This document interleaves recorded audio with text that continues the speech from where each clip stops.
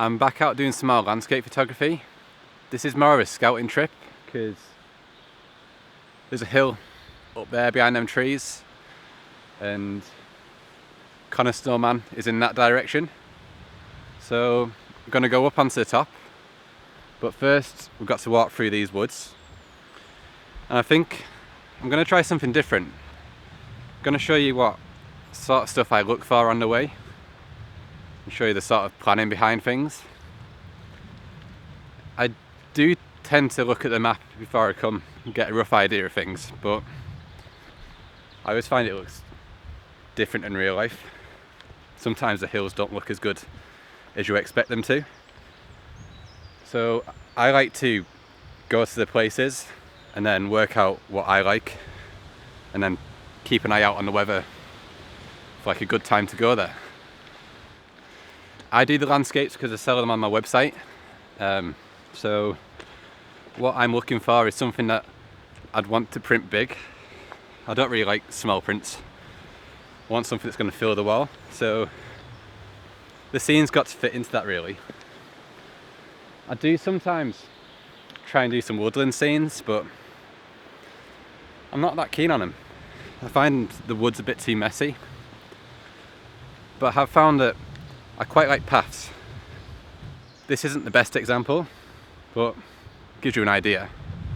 So you've got this path that leads you around the corner, and you've got the bracken and the trees. I find the paths help guide your eye. I just don't know where to look without something there to sort of guide you. So that's why I don't really do too many. I'll put an example of stuff that I've done on before. See if you want to take my advice. But there's a little waterfall here, so we'll check that out as well.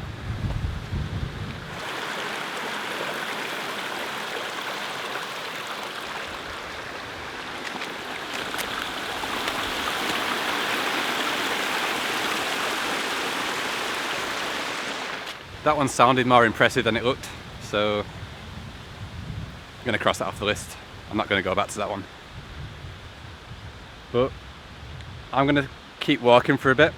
In about 10 minutes we'll be up on that grassy bit behind them trees, and you start to get views over the Coniston water. So that tends to be what I prefer. I like looking down from the top of hills. It's no real reason, it's just what I like. This waterfall looks more impressive. If you get lower down, you can make the waterfalls look a bit bigger. This is just a small one, but from down here,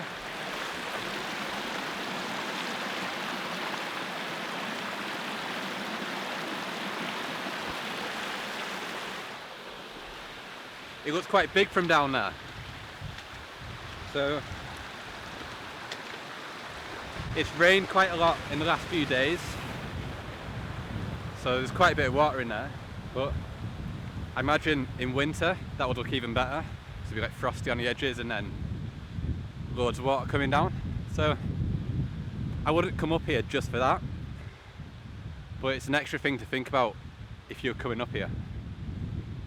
I like to try and get as many things done on one day as possible, just to make the most of my time. And that's the reason I started doing the wildlife photography. It's a pain to carry the 400mm, but if you're out in the woods somewhere and you see a deer, it's better if you can like make the most of it and get a decent photo of it rather than just waste the opportunity. You can probably tell if you've watched any of my videos that I tend to have like a little bit of a plan, and then if the weather changes, you just have to adapt to it, because it rains quite often and that's just part of the deal of being out here. Look at this view. So this is Coniston water here, and then you got Dell Crag there, and this is Coniston Man. You can see with these gaps in the clouds, it's making these shadows on the top. I don't really like the foreground in this one though. This grassy verges, that's annoying me to be honest. So we're going to go a bit higher.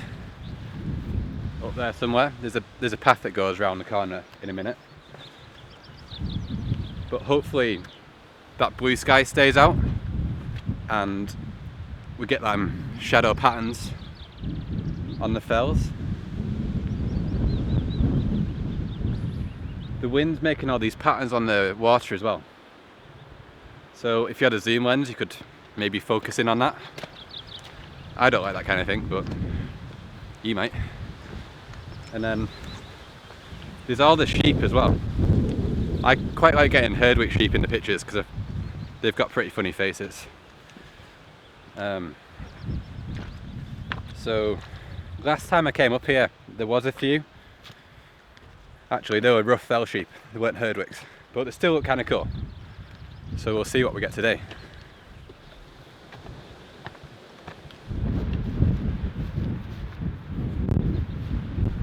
So I'm up on the top now. It's a lot windier up here, so I'm just hiding behind this tree. And this is often what it's like, because once you're up on the tops, there's like nothing to stop the wind. Well, there's that tree. But if you're into doing long exposures, that's one thing to consider. I'm not a big fan of long exposures, so it doesn't really affect me. But if that wind's shaking your tripod around, that's going to be a problem. The kind of shot that I like is sort of from where we are here, so this has worked out quite well. I like it when it's like that, and you got this water's like a leading line pointing you in that direction. Then you got all the fells, so you got Dow Crag and Coniston Man there, and you got all the trees and the bracken down here. Everything's quite green at the moment as well, so I think I'm going to get a shot here. Last time I was up here, there was a steamboat that came up, so I'm going to set the tripod up, wait a little bit, and then hopefully that'll come back. If I was doing this for a client, I'd obviously find out when the ferries were coming up and down the lake, but it doesn't really matter to me today. I just want to find out what's at the end of that path. So this is a bonus really. So I'll set up the camera and I'll run you through what I do to set that up. So I've got this camera all set up now, and another thing you can think about is if you look in the water here, see how it's quite white? You can use a polarizer to get rid of that glare. You just got to think about where the sun is. You've got to be at a 90-degree angle to that for it to work. But I've got it videoing on here, so if you watch the water now, as you twist it, the water should get darker, like there. So if you don't want that to be there, you can just do that and get rid of it. So I think I'm going to get a couple more shots here. It doesn't look like the boats are coming today, maybe it's too windy. And then I'm going to go up there, because that's why I came up here. I want to see what's at the end of that road.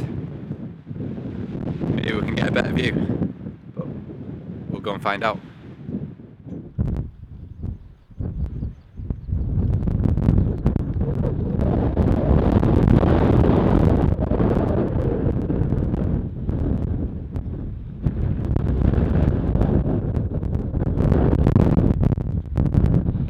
So that answers that question. It wasn't really worth coming up here. You can't even see the water from this spot, so that's good to know. It's not worth coming up here for a sunrise or sunset.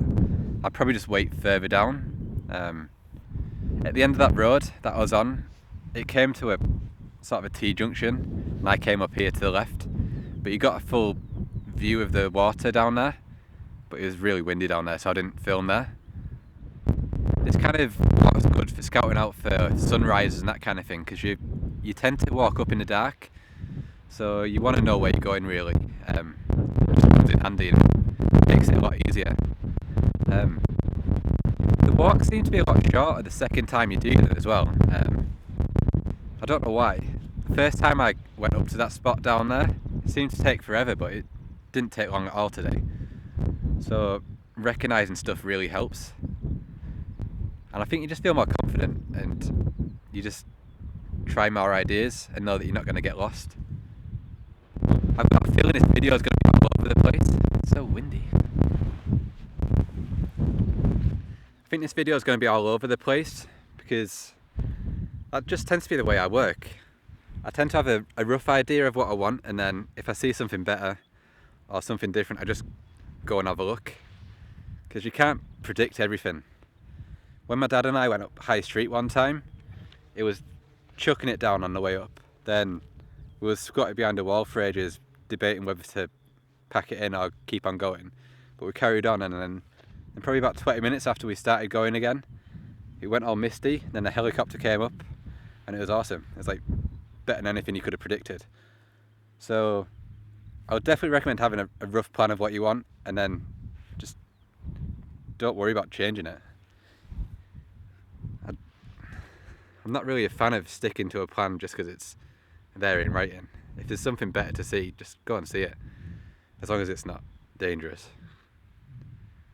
I think if you're putting yourself in a situation where the mountain rescue have to come out, then that's just selfish. So as long as it's in your limits, then go for it. But I think I'm gonna end the video here. If you like the video, please hit the like button and subscribe to the channel. And if you want to see some of my work or get some prints, go to adamkappa.co.uk, and I'll see you next time.